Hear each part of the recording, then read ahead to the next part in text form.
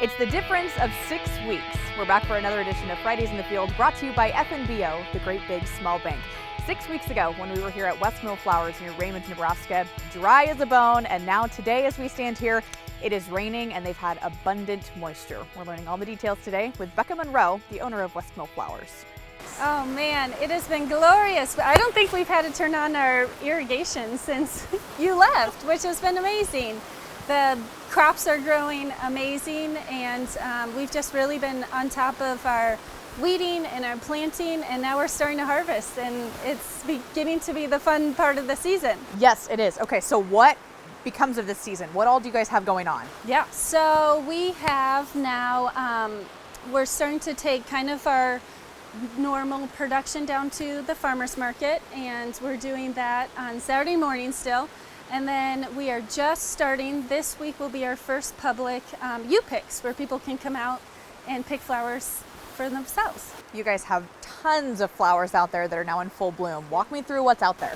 Oh my goodness. So we have our zinnias are popping, cosmos are coming along, celosia's looking nice.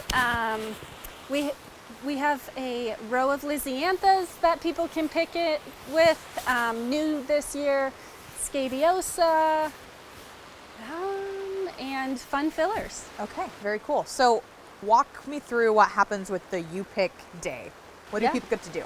Yeah, so this year we've changed it up a little bit, which I'm really excited about. We have, we're gonna hand you a fun cup, and you get to fill it as full as you want, and then you get to take that whole cup home with you and enjoy that bouquet of flowers. Okay, I've been wondering, what makes a cut flower different from other flowers that I guess we plant? Yes, so when I'm selling plants in the spring, I always am trying to emphasize the cut flowers. So cut flowers are specifically bred for production. So you have longer stems. There is a cut flower variety of marigolds, for example, and then there's your potted variety of marigolds. So those are intended to stay short and kind of spread out. Cut flower are intended to grow taller and be able to produce better yields.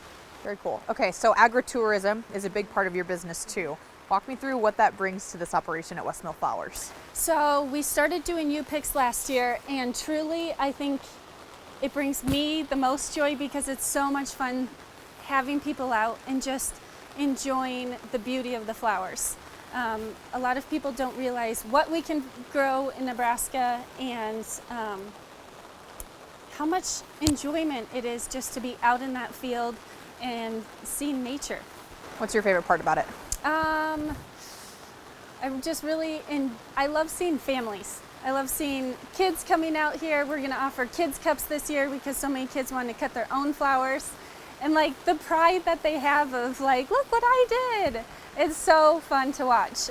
Even dads and husbands and boyfriends, they secretly like it too. I love that. Perfect. Any other major developments out here?